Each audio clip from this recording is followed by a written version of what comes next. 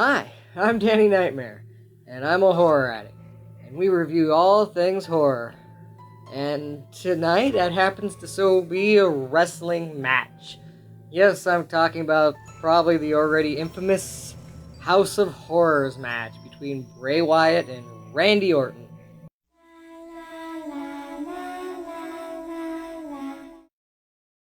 For no title, no real purpose, WWE didn't want to commit to making another silly, spooky movie, but at the same time, they didn't want to have an actual wrestling match. So they found a very unhealthy middle. I have to say, going into this match, it does get a point or two for uniqueness. Like, I wasn't expecting an actual house. I figured it was just going to be a lame cage with some maybe weapons decorated about it, but no, it's a real house with a real tractor that drives itself. How spooky. I don't know, the lights switch on and off, Bray Wyatt can teleport, which he does even in the wrestling shows. And by teleport, I mean the lights go out, and then he, runs really quickly to get in place, and then the lights come back on. Kind of reminds me of a certain magic trick I've seen before. Clear, clean. Okay, now turn around. Turn around. Okay, now turn back. It is now wine. Nothing was really too spooky about it. I think they're in Charles Brand's house, because there's, doll heads and just dolls hanging from all over the place. I think maybe Ellie from the Blair Witch was renting a room there because her little sticks and pagan symbols are everywhere. Or did Bray make all this himself? Did he just sit there the night before and go, "Ooh, I'm gonna make some spooky stuff for when my friend Randy comes over, teach him to stab my ashes with a crucifix"? I don't think they're allowed to use crucifix because they're trying to be PG, yet if you're trying to be PG, why are you having a House of Horrors match? I don't know. A lot of blood on this pay-per-view. I'm not going to talk about the whole pay-per-view, but if you want to just hear more about my wrestling stuff, I do have my own personal channel where I do talk about wrestling, and I had my predictions for this video. This match itself, let's break it down on just the horror aspect. Lols watched it with me, and he pretty much giggled how sillily entertaining it was. He was entertained, if that's where they were going for, but he wasn't scared.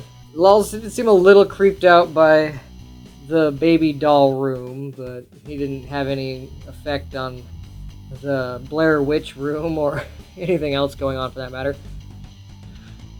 If Bray can teleport, how come he left by limo? Randy showed up in limo, and that made a little sense. But why did Bray leave in the limo? Did Randy, hang on to the limo as they supposedly drove to the arena after they fought? I mean, he did get a refrigerator that seemed like it was decorated in fecal matter. Yeah, it's a shitty fridge. Fell on top of him. And supposedly he was done for, and then the house went from SmackDown to Raw. I think that's what the red light symbol changing meant.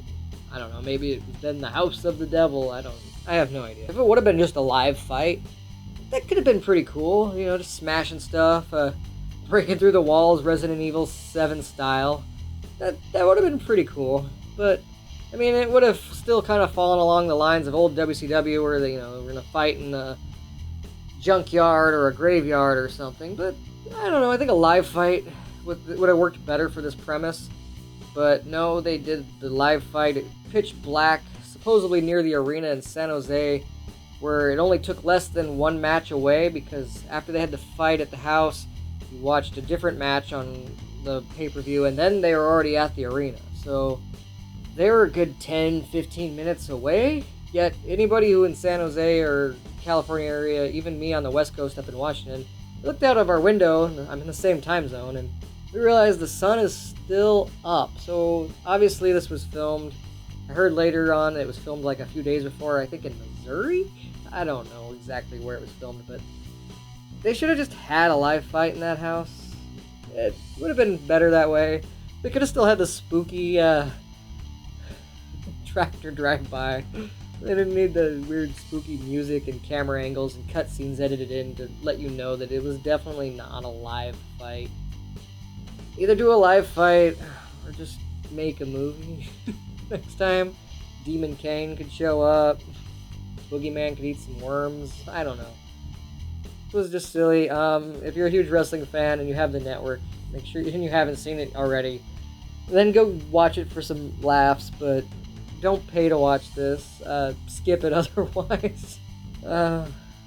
Gory watched it as well, and she's not really a wrestling fan to begin with. She gives it an astounding thumbs down. Undigest said it sucks.